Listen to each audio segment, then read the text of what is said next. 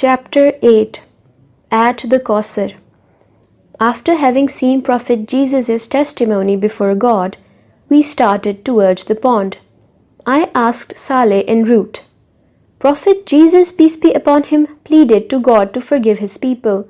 He had submitted that only God was prevailing and wise, and only He could do so. Did his words not have any effect? Did you not listen to the reply of the Almighty that today the truthful will benefit only from their truthfulness? I heard that, and it appeared that his pleading had not been accepted.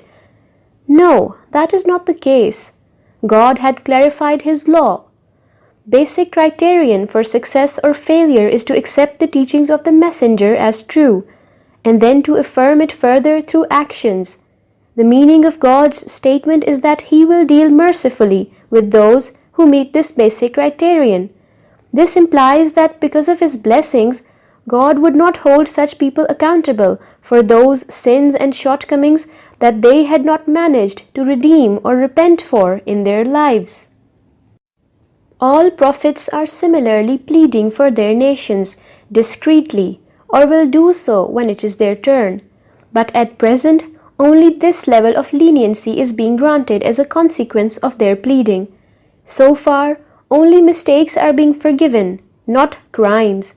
These are the mistakes that were deemed trivial at the time, and thus forgiveness was not sought for them. They have become a source of humiliation today, similar to what your daughter Leila had to endure. Those who maintained a steady regime of faith, righteous deeds, repentance and self-improvement have been safe from the very outset.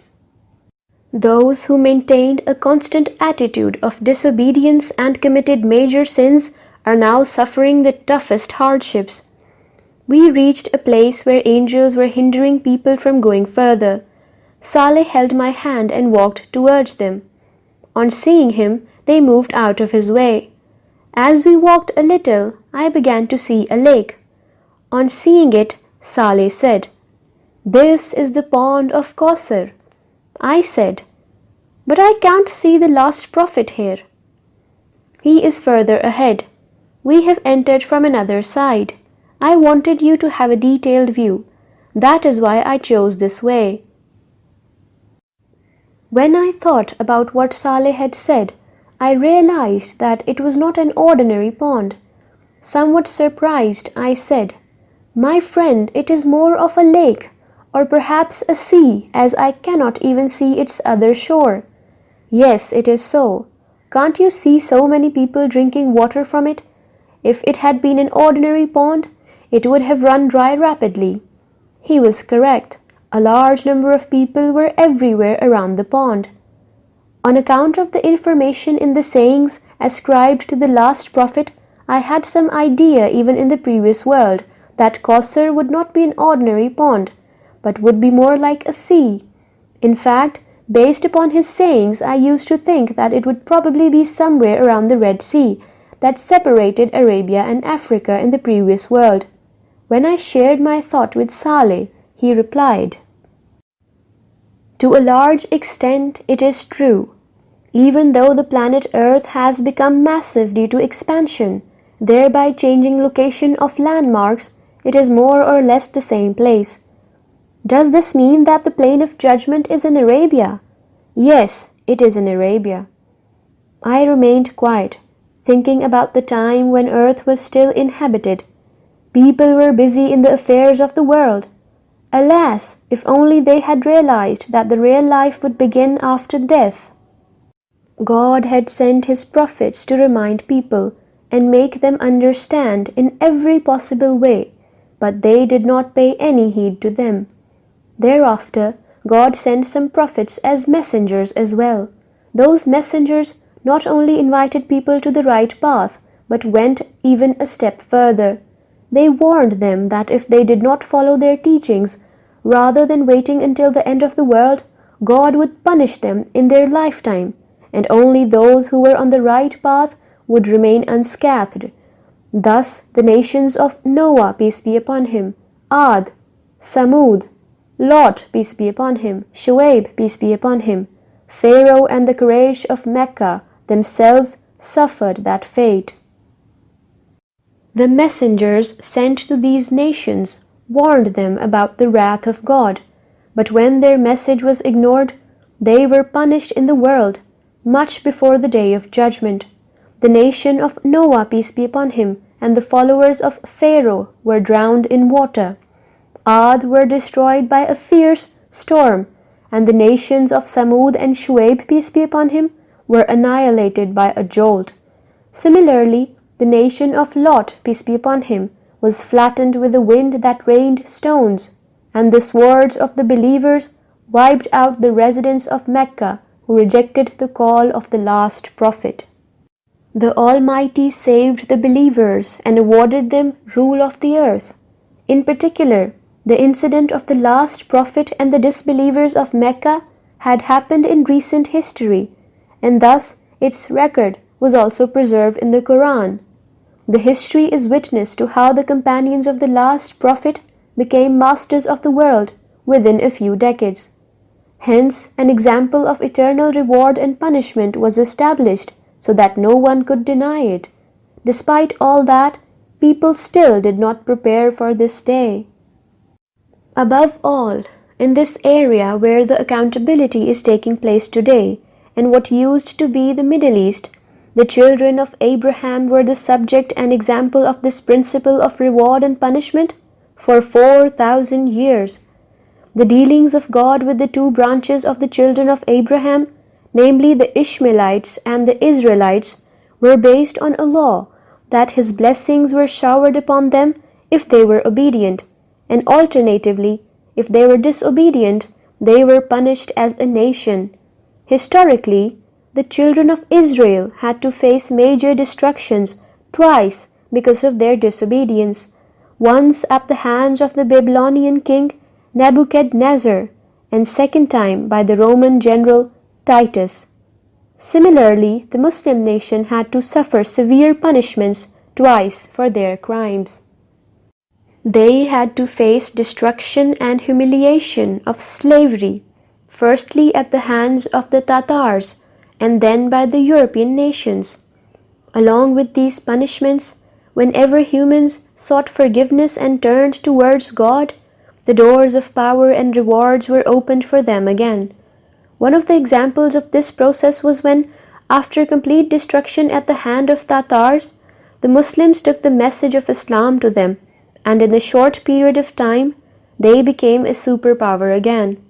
Yet sadly, even after seeing these lucid examples of reward and punishment in the world, people did not take the absolute certainty of reward and punishment of the Day of Judgment seriously. Involuntarily, a sigh escaped my lips, and I said, "My Lord, you did not leave any stone unturned in making people understand, but man was a very obstinate creature. This is why he is facing this tough day today." Saleh looked at me for a moment and then spoke. "No, all were not so. Just look at the people around the pond of Kausar.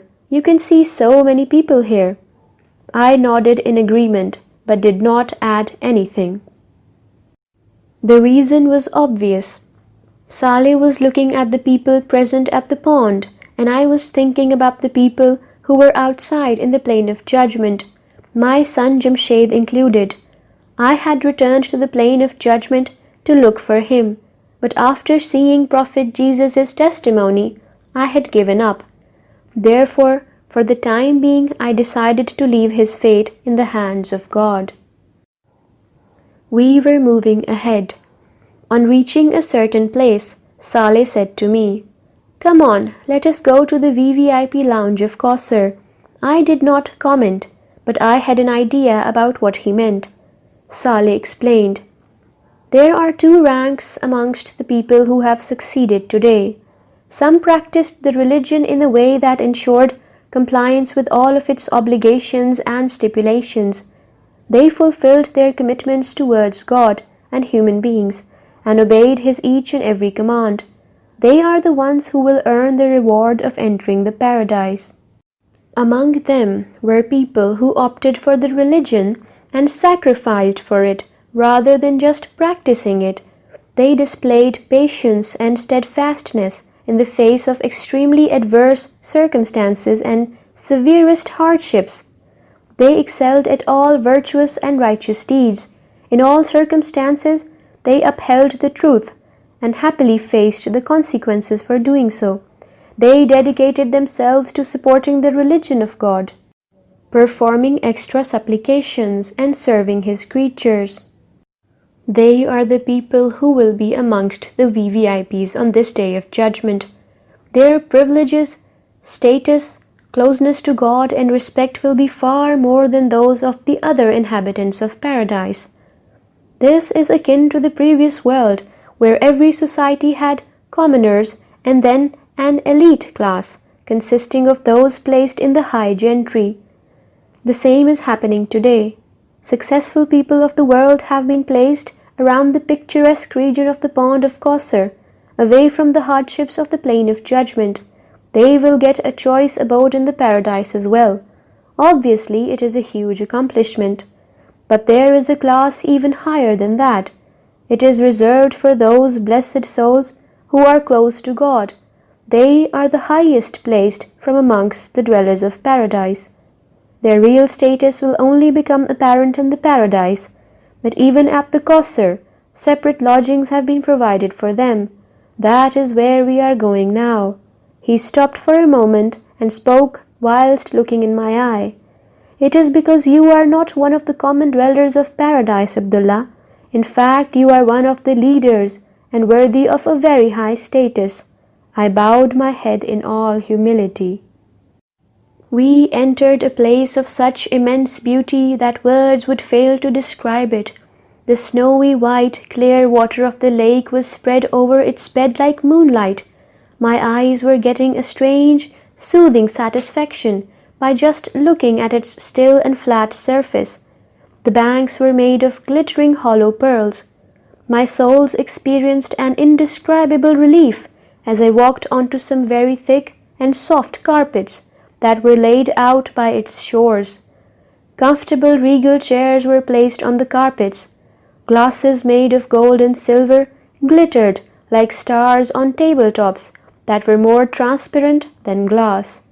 A pleasant fragrance was emanating from the lake that made all pores of my body thoroughly scented. I asked Saleh as I took a seat, "Where is this enchanting fragrance coming from?" The lake bed is made of a soil more fragrant than any scent in the previous world. You are noticing its effects. Saleh filled a glass from the lake and, putting it in front of me, said, "Enjoy." I took a sip. I had heard it being described in the previous world as milk, honey, etc., but it was a far more superior drink than any of them. I had taken it once before, but the pleasure of drinking it in this environment was a totally different experience. There was an extremely strong and piercing sunlight outside in the plain of judgment, yet we were experiencing evening twilight over here. The breeze was pleasantly cool, refreshing and steady. It seemed as if the sun was about to set. A dusky hue was spread over the clear sky. Different parts of the sky were draped in shades of deep red, orange and yellow. Their reflection on the surface of the clear waters of the lake was creating a facade of a fair-skinned maiden wearing a colorful headscarf. No doubt it was an extremely loving and enchanting scene. I glanced around. It looked like a picnic spot. People were sitting or standing by the lake, alone, in groups or with their families. They were talking and laughing. They looked very happy and at peace. The contentment and satisfaction on their faces conveyed the message that they had succeeded. They had left behind all possibilities of death, sorrow, illness, grief and sufferings forever, to reach the shores of an everlasting ocean of eternal and true happiness. Today they had achieved a success that would never end, a happiness that would never diminish, and pleasures that would never lessen. They now had a life that would never cease, and comforts that would never be taken back. They had achieved such a huge reward with such little effort. As they celebrated their success, their laughter could be heard far and wide. The smiles on their faces enlivened the atmosphere. That reminded me of my family. Saleh looked at me and read my thoughts straight away. While we are here, let me take you to your family. They have also been moved here. Leila saw me first. She was sitting by the pond along with the rest of my family, but perhaps her eyes were searching for me. She saw me from a distance, got up from the chair and came running to embrace me. She just wept, unable to say anything. I patted her for a long time. Then I separated her from me to look at her face. When I had seen her last in the plane of judgment, she was in bad shape. But now my daughter was looking as beautiful as a fairy. Seeing her in this good condition, I involuntarily thanked the Almighty for His blessings, due to which she was back with me again. I said to her, Leila, the sufferings and hardships are now over for good. You will only experience happiness and comfort from here onwards. But now the rest of the family had also reached us. My other daughters, Arifa and Alia, were looking as pretty as ever. My younger son Anwar was holding his mother's hand. I hugged all of them. Then I said, My children, I am proud of you. You preferred to wait for your Lord's promise instead of being dazzled by the worldly life. You did not infatuate yourself with the benefits of a temporary world. Rather, you chose this eternal life. This is the day of your eternal success. Let's celebrate this success with a drink from the Kausar. We sat down on the chairs nearby. I said to Leila, Leila, I want to hear your story. But before that, Anwar, Alia and Arifa, tell me, did you have any difficulty in joining your mama? All of them responded that they were quite safe right from the beginning of the Day of Judgment. Various angels had escorted them to the area in the shadow of the throne. Then Leila narrated her story. Papa, I have been through some very tough times. When I emerged from the grave after hearing the sound of the trumpet, it was chaos and horror everywhere. Everybody was running in the same direction. Nobody was wearing any clothes at that time, but everyone was in such a state of fear, terror, and worry that no one looked at anyone else, nor did they care about their own bareness. I tried to find all of you, but could not locate anyone. Finally, I also started running in the same direction as everyone else. I do not know for how long I kept running. Everyone seemed obsessed with reaching the same destination. People were terrified and worried, but felt compelled to run. I interrupted her. It was the effect of the trumpet blown by Archangel Raphael that forced everyone to run towards the plane of judgment. No matter where people were in the world, they were all forced to head in that direction. You are right, Papa. Everyone was running in the same direction. I got blisters on my feet. They started to bleed. My body felt like breaking down with exhaustion, but there was something deep inside me that did not let me stop. I was dying of thirst, but water was nowhere to be found. It was extremely hot, but there was no tree or shade anywhere. Papa, all along the way there was nothing but a huge flat plain. There were no mountains, rivers, seas, trees, or even ditches. In short, there were no heights or depressions anywhere. I cannot tell you in words how terrible that journey was. If it had happened in the previous world, I would have literally fallen down and died of exhaustion. But over there, no one was lucky enough to have relief from falling or dying. Thus I was forced to continue running endlessly. What happened next? Anwar asked woefully. I don't know how long it took me, but I finally reached the plane of judgment. However, another misery was waiting for us there. Horrifying angels were walking around everywhere. Just their sight was enough to petrify anyone. They did not say anything to me, but they were mercilessly beating many others. Seeing that scene was enough to scare me to death.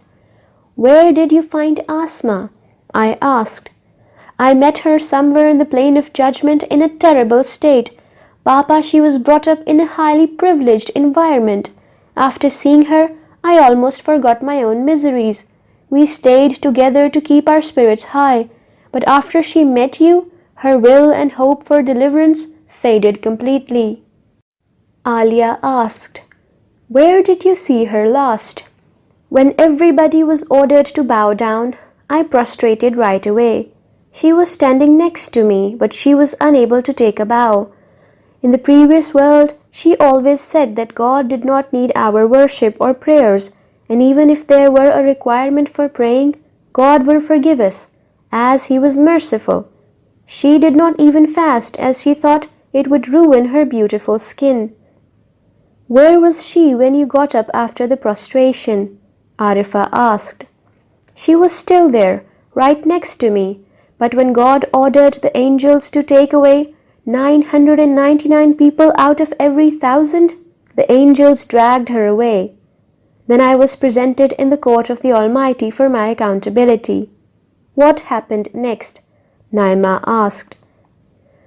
I was afraid that God was going to hand over my record of deeds in my left hand and then order the angels to drag me away.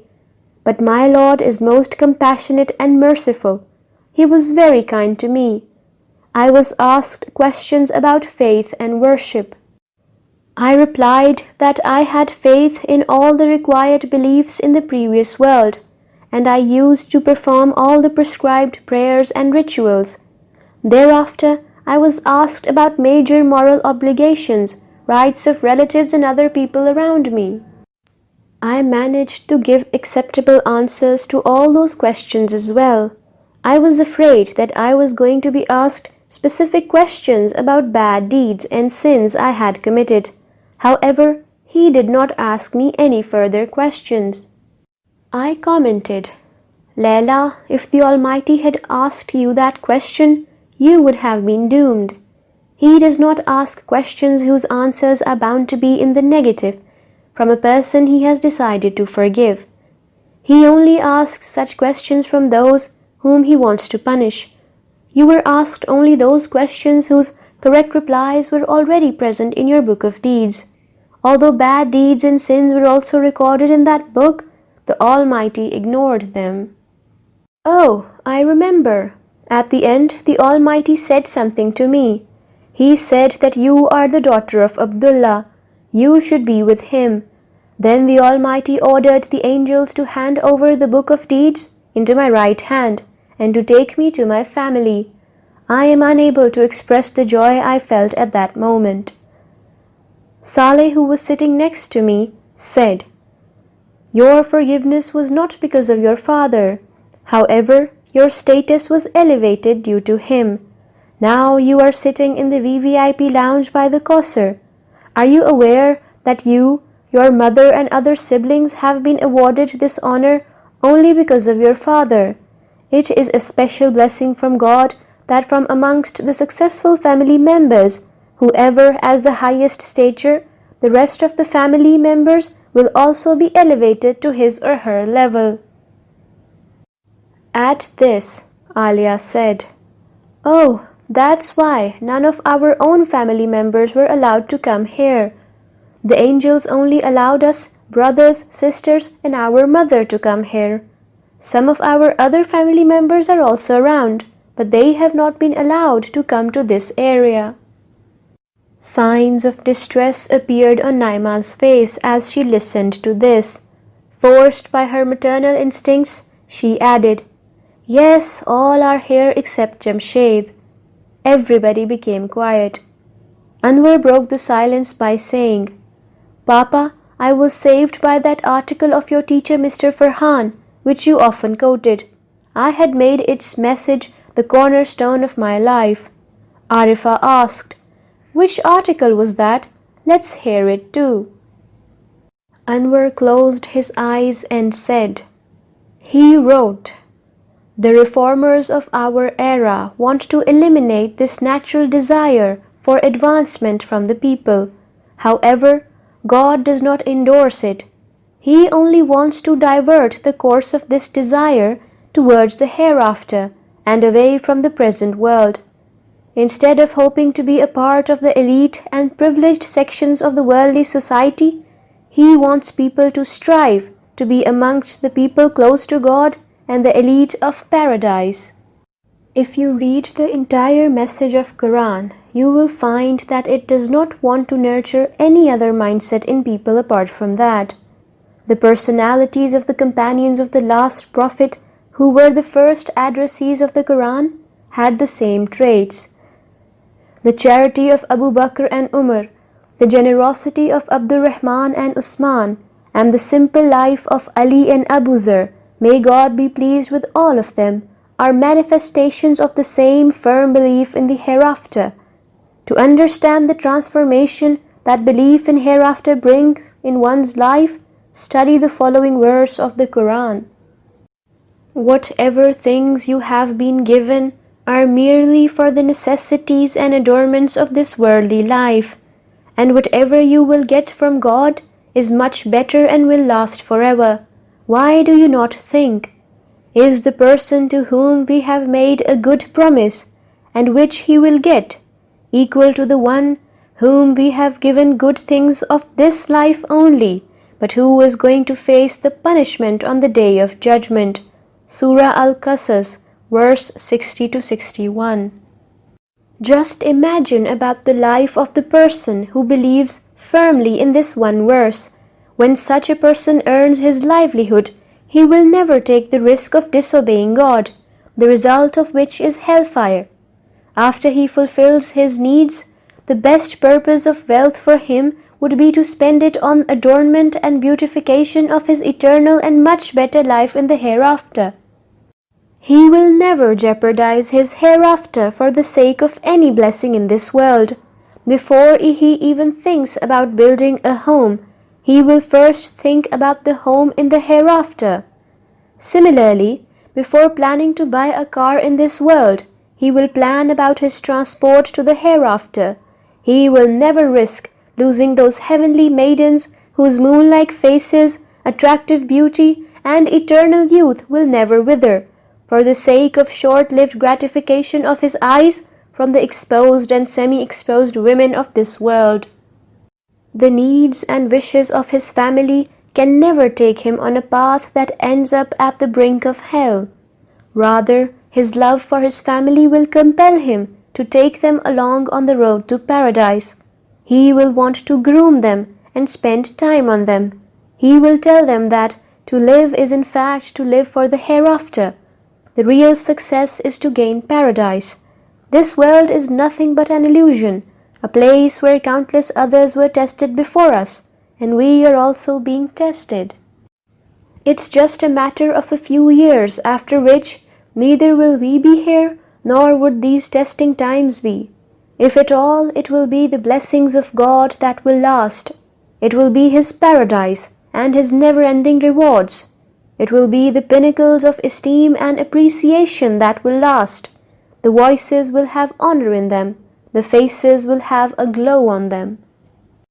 One's company will be that of righteous people. Friends will be all around. There will be palaces made of pearls and jewels, and vineyards of musk and ambrosia.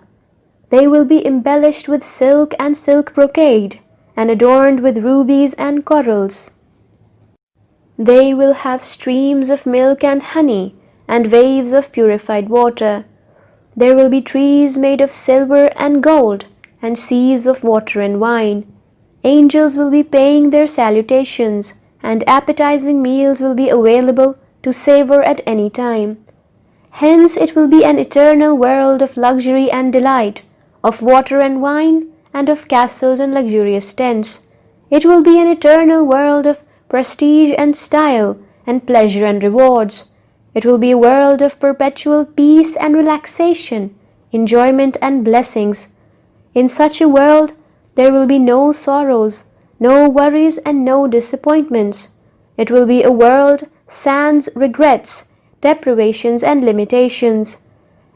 An unfortunate person is not someone who did not succeed in the finite world. Indeed, unfortunate is the one who failed to be a winner in the eternal world. As Anwar recalled the last few words, his voice became heavy with emotions and eyes moist with tears. He was probably thinking of his brother Jamshed. However, he did not realize that by narrating an abstract from my teacher's book, he had doubled my grief by reminding me of his fate. I thought to myself, it seems that one still has to experience some sorrows even in the plane of judgment. It will only be in paradise where one will be able to get rid of every sorrow and worry forever.